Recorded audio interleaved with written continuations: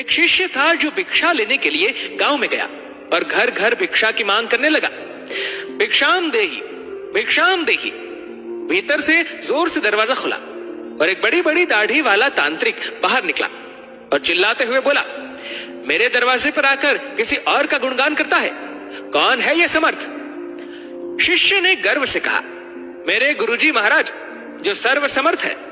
तांत्रिक ने सुना तो क्रोध में आकर बोला कि इतना दुस्साहस कि मेरे दरवाजे पर आकर किसी और का गुणगान करता है, तो देखता हूं कितना सामर्थ्य है तेरे गुरु में।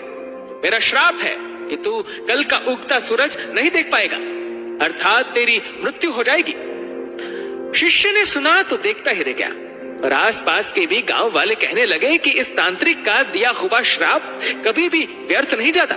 शिष्य उदास चेहरा लिए वापस आश्रम की ओर चल दिया और सोचते सोचते जा रहा था कि आज मेरा अंतिम दिन है, लगता है मेरा समय खत्म हो गया है। आश्रम में जैसे ही पहुंचा, गुरुजी महाराज हंसते हुए बोले, ले आया भिक्षा। बेचारा शिष्य क्या बोले। गुरुदेव हंसते हुए फिर बोले कि भिक्षा ले आया। शिष्य ने कहा, जी गुरुदेव, भिक्षा में अपनी मौत ले आया, और सारी घटना सुना दी और एक कोने में चुपचाप बैठ गया। गुरुदेव बोले, अच्छा चल भोजन कर ले। शिष्य ने कहा, गुरुदेव आप भोजन करने की बात कर रहे हैं और यहाँ मेरे प्राण सूख रहे हैं। भोजन तो दूर, एक दाना भी मुंह में न जा पाएगा। गुरुदेव बोले, अभी तो पूरी रात बाकी है, अभी से चिंता क्यों कर रहा है? चल ठीक है, जैसी तुम्हारी इच्छा। और ये कहकर गुरुदेव भोजन करने चले गए। फिर सोने की बारी आई, तब गुरुदेव शिष्य को बुलाकर बोले, हमारे चरण दबा दे। शिष्य मायूस होकर बोला, जी गुरुदेव, जो कुछ क्षण बचा है जीवन के, उस क्षण में आपकी सेवा कर ही प्राण त्याग करूं, यही अच्छा होगा। और फिर गुरुदेव के चरण दबाने की सेवा शुरू की। गुरुदेव बोले, चाहे जो भी हो, चरण छोड़कर मत जाना कहीं। शिष्य ने कहा, जी गुरुदेव, कहीं नहीं जाऊंगा।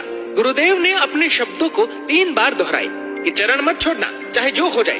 ये कहकर गुरुदेव सो गए। शिष्य पूरी श्रद्धा भावना से चरण दबाने लगा।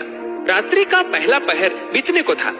अब तांत्रिक अपने श्राप को पूरा करने के लिए एक देवी को भेजा जो धन से भरी थी, सोने चांदी हीरे मोती से भरी थी। शिष्य चरण दबा रहा था, तभी दरवाजे पर वो देवी प्रकट हुई और कहने लगी कि इधर आओ और ये सोने चांदी से भरा ये पात्र ले लो। शिष्य भी बोला, जी मुझे लेने में कोई परेशानी नहीं है, लेकिन क्षमा करें, मैं वहां पर आकर नहीं ले सकता हूँ। अगर आपको देना ही है तो यहाँ पर आकर दे दीजिए। वो देवी सुनी तो कहने लगी कि नहीं नहीं, तुम्हें यहाँ आना होगा, देखो कितना सारा है। शिष्य बोला, नहीं, अगर देना है तो यहीं आ जाइए। तांत्रिक अपना पहला पासा असफल देख दूसरा पासा फेंका।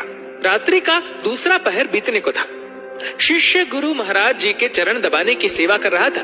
तांत्रिक ने इस बार मारने के लिए उस शिष्य की मां का रूप बनाकर भेजा। शिष्य गुरु के चरण दबा रहा था, तभी दरवाजे पर आवाज आई, बेटा तुम कैसे हो? शिष्य ने अपनी मां को देखा तो सोचने लगा, अच्छा हुआ जो मां के दर्शन हो गए, मरते वक्त मां से भी मिल ले। वो औरत जो मां के रूप धारण की थी बोली, आओ बेटा गले से लगा लो, बहुत दिन हो गए तुमसे मिले। शिष्य बोला, क्षमा करना मां, लेकिन मैं वहां नहीं आ सकता क्योंकि अभी गुरु चरण की सेवा कर रहा हूं, मुझे भी आपसे गले लगना है, इसलिए आप यहीं आ जाओ। फिर वो औरत देखी कि चाल काम नहीं आ रही है तो चली गई। रात्रि का तीसरा पहर बीता और इस बार तांत्रिक ने यमदूत रूप वाला राक्षस भेजा। राक्षस पहुंचकर शिष्य से बोला कि चल तुझे लेने आया हूं, तेरी मृत्यु आ गई है, उठ और चल। शिष्य भी जल्लाकर बोला, काल हो या महाकाल, मैं नहीं आने वाला। अगर मेरी मृत्यु आई है तो यहीं आकर ले जाओ मुझे, लेकिन गुरु के चरण नहीं छोड़ूंगा, बस। फिर राक्षस भी चला गया। सुबह हुई, चिड़िया अपनी घोंसले से निकलकर चहचहाने लगी, सूरज भी उदय हो गया। गुरुदेव महाराज जी नींद से उठे और बोले कि सुबह हो गई। शिष्य बोला, जी गुरुदेव सुबह हो गई। गुरुदेव ने कहा, अरे तुम्हारी तो मृत्यु होने वाली थी ना, तुमने ही तो कहा था कि तांत्रिक का श्राप कभी व्यर्थ नहीं जाता, लेकिन तुम तो जीवित हो। गुरुदेव हंसते हुए बोले। शिष्य भी सोचते हुए बोला, जी गुरुदेव, लग तो रहा हूं कि जीवित हूं। फिर सारी घटना याद की रात्रि वाली, फिर समझ में आया कि गुरुदेव ने क्यों कहा था कि चाहे जो भी हो जाए चरण मत छोड़ना। शिष्य गुरुदेव के चरण पकड़कर खूब रोने लगा।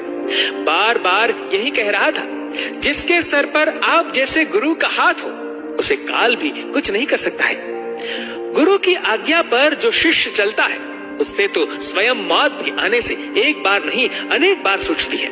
और जब शिष्य गुरु आज्ञा का उल्लंघन करे तो उसकी रक्षा ईश्वर भी नहीं करता और प्रकृति दंड देने को तत्पर हो उठती है। स्वयं भगवान श्री कृष्ण गुरु की आज्ञा सिर पर ले चले, स्वयं प्रभु राम गुरु की आज्ञा पर चले। सद्गुरु में ही सामर्थ्य है कि वो प्रकृति के नियम को बदल सकते हैं जो ईश्वर भी नहीं बदल सकते हैं, क्योंकि ईश्वर भी प्रकृति के नियम से बंधे होते हैं लेकिन सद्गुरु नहीं।